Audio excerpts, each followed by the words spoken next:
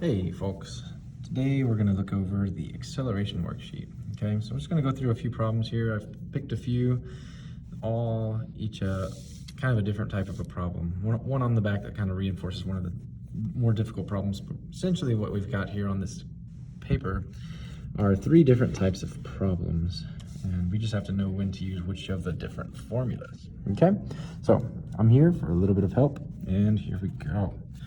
All right, so acceleration. Remember, we're talking right now about acceleration, and we're also dealing with free fall, okay? Each of them are in one dimension. Free fall in the up and down direction, and some of these acceleration problems will be like kind of in the east and west or left to right direction, if you will, okay?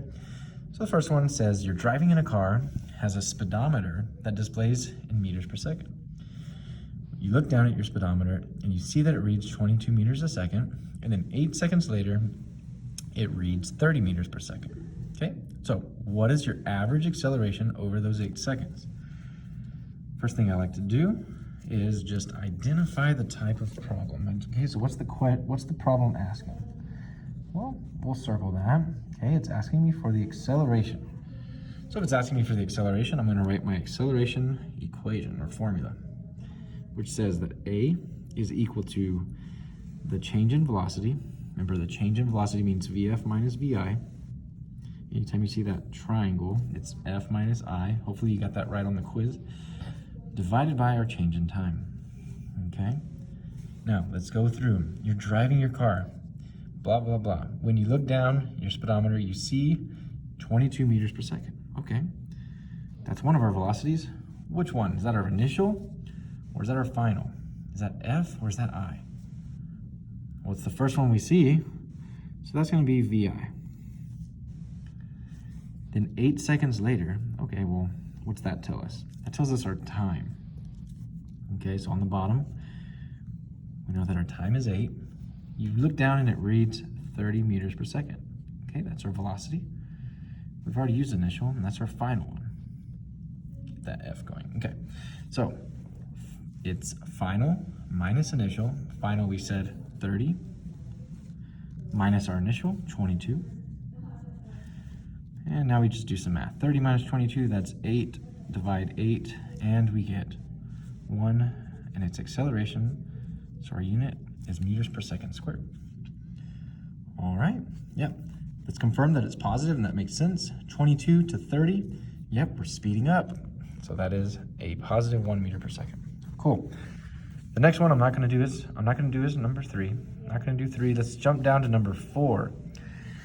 Talks about a jet dropping a 10-kilogram box off the Eiffel Tower. After 4.6 seconds, how fast is the box moving? We're ignoring air resistance, okay? This is a free fall problem. Okay, so let's find the question. It says, how fast is the box moving? What's that asking? That's asking our velocity.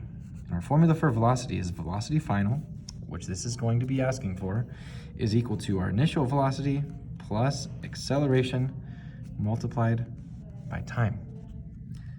Okay, so now let's go through and identify those 3 variables, VI plus AT. A jet drops a 10-kilogram box. Does that tell us anything? That's the mass of the box. Well, we don't need to worry about the mass of the box. That's just extra information. Okay, after 4.6 seconds, that's time. How fast is the box moving? Okay, so if the box is dropped off the Eiffel Tower, that means that our initial velocity is 0 plus acceleration. Okay, so it's a free fall problem. If it's a free fall problem, we know that acceleration is negative 9.8, right? Meters per second squared. So we're going to put negative 9.8, and we're going to multiply that by time. Well, time we said 4.6 times 4.6. Now you'll just make that calculation and be done. Okay, so here I've got my calculator. We're multiplying negative, where's that at? Negative 9.8 times 4.6, negative 9.8, try that again, times 4.6. And we get negative 45.08. So I'll write that in. Negative 45.08. Done. Cool. All right, let's go to the next one. Hopefully I haven't lost you. If I have, make sure to message me or your teacher, whoever your teacher is. If an object starts accelerating from rest, okay, we'll get into that later. From a rest at a rate of 27 meters per second squared, how far does it travel? How far is an x final? Right, so we're gonna write our x final equation. X final, how far does it travel? That means that we're using our x final. It's a distance question. This is the big long equation. Xi plus VIT, velocity initial times time, plus 1/2 times acceleration times time squared. Cool. Okay, so it starts accelerating from rest at that, so that's acceleration. And how far, blah, blah, blah. During the first second. Okay, during the first second, that means, sorry, I'm holding my phone this time and my paper's moving. So t equals 1, first second. Now let's just substitute in our stuff. Okay, well, x initial, where do we start at? Well, it doesn't say anything about where we start, so we're just gonna say it's 0 plus our initial velocity from rest. Notice, oh sorry, I don't know if I was recording that. From rest means that our initial velocity is 0, so plus 0. And I'm not even gonna write in the time there, because remember, 0 times anything is just 0. So we're just gonna move forward, plus 1/2 times acceleration. What's our acceleration? Acceleration, we said, is 27. Okay, times time squared. We said time is equal to 1. 1 squared. 1 squared is 1, so really we're just looking at half of 27.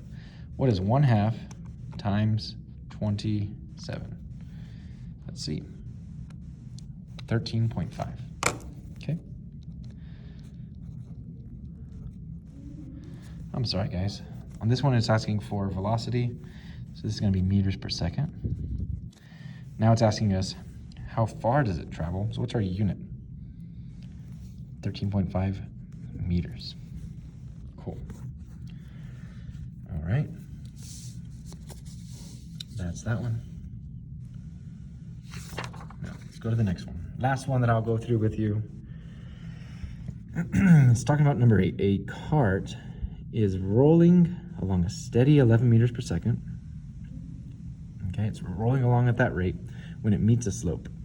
The car accelerates at 1.6 meters per second squared as it rolls down the hill. How far from the top of the hill will the cart move in 6.6 seconds?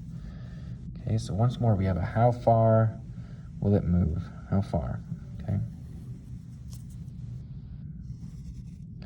Any sort of a movement question, right? Any sort of a movement question, we're using xf, which is final position, is equal to initial position plus VIT plus 1/2 a t squared. Cool. All right, now let's go through and identify some of those things. Rolling along at a steady 11 meters per second. Okay, so what's that telling us right there? That's its velocity. Which one, initial or final? It's initial.